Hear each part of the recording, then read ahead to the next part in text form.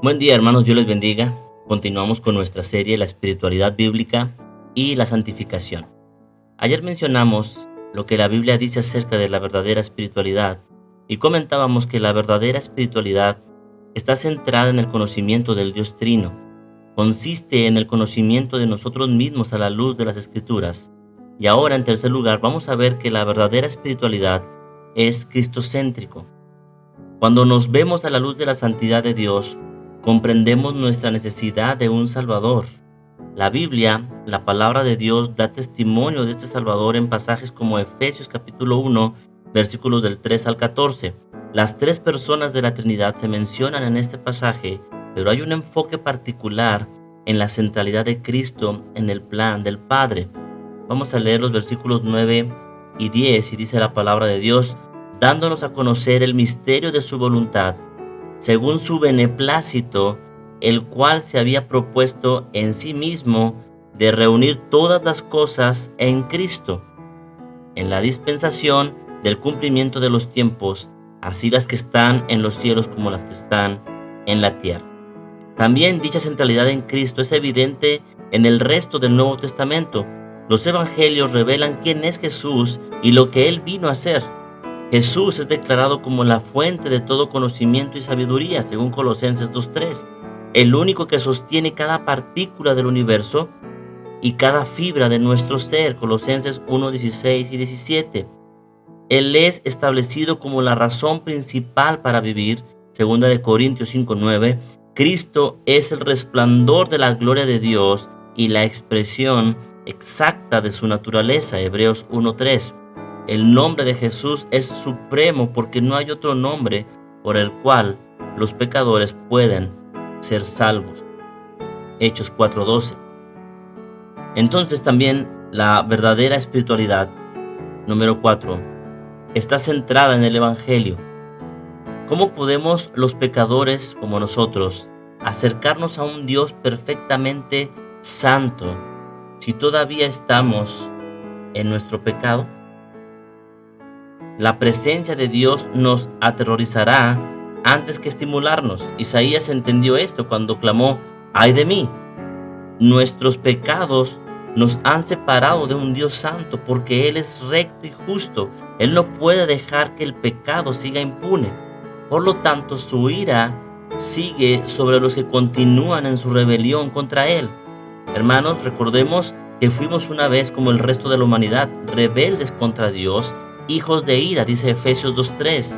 Mientras aún estábamos en nuestros pecados, había enemistad contra Dios, pero un día Cristo, que soportó la ira de Dios en nuestro lugar y resucitó de entre los muertos, en victoria sobre el pecado y la muerte, entonces ahora podemos ser perdonados y reconciliados con Dios. ¿Qué significa esto para la espiritualidad bíblica? Bueno, significa que no hay otra manera de conocer a Dios espiritualmente y de adorarle, sino por Cristo y por Él crucificado. No podemos dejar de estar centrados en la cruz. El acceso a Dios es mediante la oración, la adoración, la comunión. Todo esto está disponible para nosotros por el Evangelio. Un enfoque apasionado en Cristo crucificado debe ser una característica central de cualquier espiritualidad que se proclame bíblica y evangélica. Como siguiente, la verdadera espiritualidad es la espiritualidad de la palabra. Es especialmente importante que hagamos hincapié en este punto porque vivimos en una época en la que comúnmente se asume que la espiritualidad funciona a un nivel más profundo que las palabras. La Biblia se deja atrás en favor de los sueños, sentimientos y experiencias. La Biblia, sin embargo, atestigua su propia autoría divina, su autoridad y su suficiencia. Segunda de Timoteo 3:16 y 17 dice, toda la escritura es inspirada por Dios y útil para enseñar, para redarguir, para corregir, para instruir en justicia, a fin de que el hombre de Dios sea perfecto, enteramente preparado para toda buena obra. Y por último, una verdadera espiritualidad es una espiritualidad corporativa vivida en amorosa comunión con otros creyentes. A menudo se supone que la espiritualidad es una cuestión personal y se supone que el crecimiento espiritual es más individual que corporativo. Pero fundamentalmente somos miembros de comunidades, miembros del cuerpo de Cristo, parte del pueblo de Dios, y esto nos afecta más de lo que nos damos cuenta por las comunidades a las que pertenecemos. En otras palabras, debemos tener cuidado de no desatender la naturaleza corporativa de la vida cristiana. Las disciplinas espirituales personales complementan nuestra vida junto como iglesia. De hecho, todas las disciplinas espirituales personales tienen un elemento corporativo significativo. Nuestra ingesta bíblica no solo nos nutre, sino que también nos equipa para aconsejar, edificar a otros. Del mismo modo, debe haber un componente de intercesión por los demás en nuestras oraciones.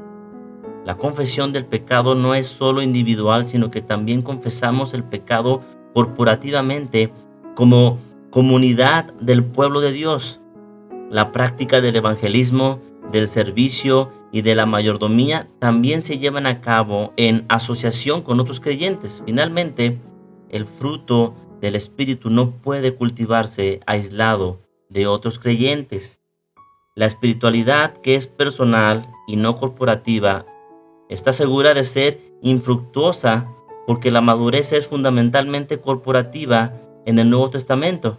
Escucha lo que Pablo dice en Efesios 4, 11 al 13. Y él mismo constituyó a unos apóstoles, a otros profetas, a otros evangelistas, a otros pastores y maestros, a fin de perfeccionar a los santos para la obra del ministerio, para la edificación del cuerpo de Cristo, hasta que todos lleguemos a la unidad de la fe y del conocimiento del Hijo de Dios, a un varón perfecto, a la medida de la estatura de la plenitud de Cristo. Entonces, hermanos, la espiritualidad, dijimos que es personal y no corporativa, está segura de ser infructuosa, es decir, no va a producir resultados. Hermanos, que el Señor les bendiga, el Señor bendiga su palabra. Gracias por escucharme.